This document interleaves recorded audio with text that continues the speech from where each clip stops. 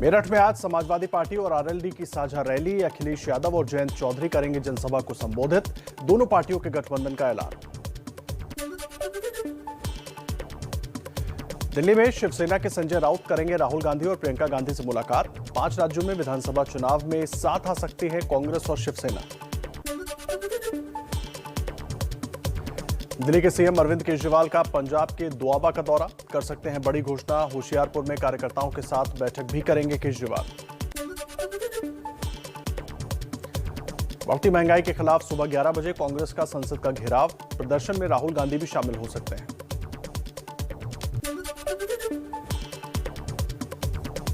NCP के अध्यक्ष शरद पवार की अगुवाई में सुबह 10 बजे पार्टी कार्य समिति की बैठक। एनसीपी में नए दायित्व और राष्ट्रीय राजनीति के मुद्दों पर चर्चा होगी।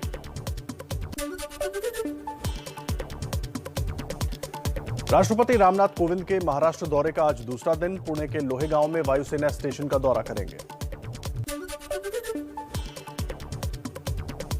गोवा में चुनाव से पहले कांग्रेस को बड़ा झटका। पूर्व मुख्यमंत्री रवि नाइक आज कांग्रेस छोड़कर बीजेपी में होंगे शामिल।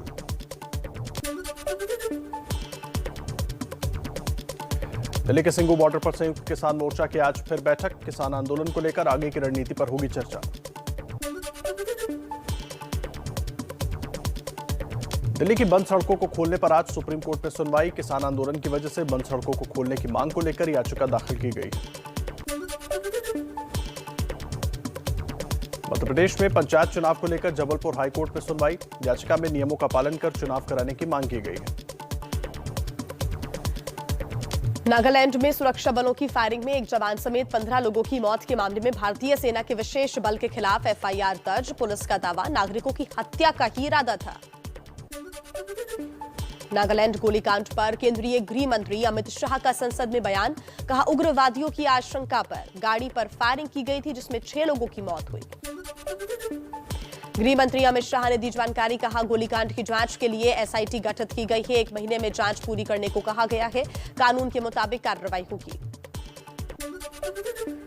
नागालैंड सरकार का गोलीकांड के पीड़ित परिवारों के लिए मुआवजे का ऐलान। 11-11 लाख रुपए मुआवजा और परिवार के एक सदस्य को सरकारी नौकरी देने की घोषणा।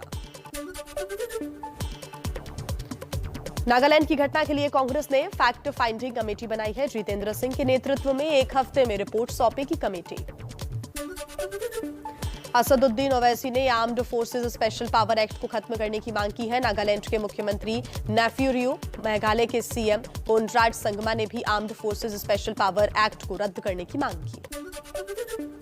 दिल्ली के हैदराबाद हाउस में प्रधानमंत्री मोदी और रूस के राष्ट्रपति पुतिन के बीच द्विपक्षीय बैठक हुई।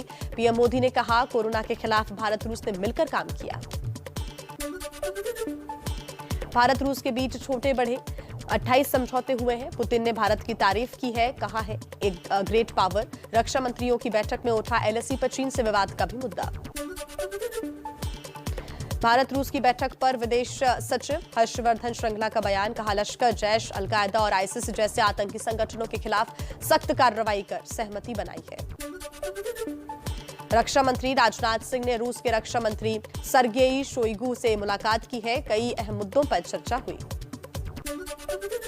अमेठी के कोरबा प्लांट में रूस की मदद से 5 लाख AK-203 असॉल्ट राइफल्स बनाई जाएंगी। सेना की इंसाफ राइफल की जगह लेंगी ये राइफल्स। तकनीकी कारणों से अभी तक ये प्लांट बंद था। अब फिर से यहां पर काम होगा शुरू। देश में ओमिक्रॉन वेरिएंट के मामलों की संख्या 23 पहुंची। महाराष्ट्र में 10, राजस्थान में 9, दिल्ली में 1, गुजरात में 1 और कर्नाटक में 2 मरीज मिले। मुंबई में ओमिक्रॉन वेरिएंट के 2 नए मामलों की पुष्टि हुई है। दक्षिण अफ्रीका से आए थे ये दोनों लोग। महाराष्ट्र में ओमिक्रॉन के केस बढ़कर अब 10 हुए। महाराष्ट्र में आरटीपीसीआर टेस्ट की कीमत घटी। घर में से सैंपल लेने पर 700 रुपए और लैब में सैंपल लेने पर 350 रुपए में होगा आपका टेस्ट। एंटीबॉडी और एंटीजन टेस्ट के दाम भी घटे।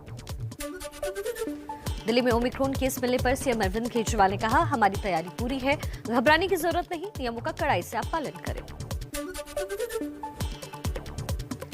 दिल्ली सरकार ने एतिहाद एयरवेज के खिलाफ जारी किया कारण बताओ नोटिस। कोविड दिशा निर्देशों का उल्लंघन करने का लगा आरोप। देश में बीते 24 घंटे में कोरोना के 8,306 नए केसेस सामने आए। 211 लोगों की मौत हुई। कुल एक्टिव केसेस घटकर अब 98,416 रह गए। रूस पहुंचा कोरोना का ओमिक्रॉन वेरिएंट। ओमिक्रॉन के 2 मामलों की पुष्टि हुई। दक्षिण अफ्रीका से आए थे ये दोनों लोग। डिजिटल प्लेटफॉर्म लोकल सर्कल्स के सर्वे में दावा 50% लोग 20 से अधिक ओमिक्रॉन केस वाले देशों से आने वाली फ्लाइट्स पर रोक चाहते हैं।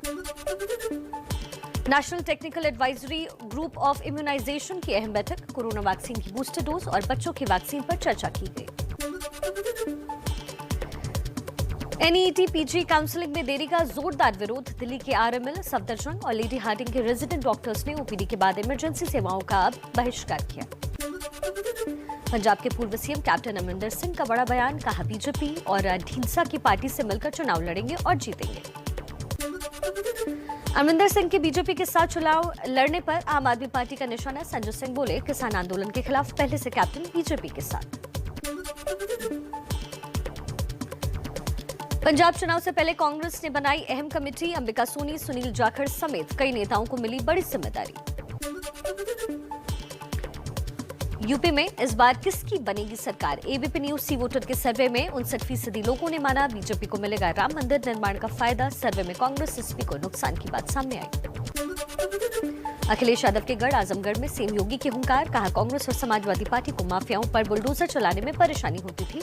आज माफियाओं की 1900 करोड़ की संपत्ति हमने जब्त की। यूपी के डिप्टी सीएम केशव प्रसाद मौर्य का अखिलेश यादव और मायावती पर निशाना। बोले अखिलेश 3 चुनाव हारे और अब चौथा भी हारेंगे। मायावती लोगों के बीच जाए, सच सामने आएगा।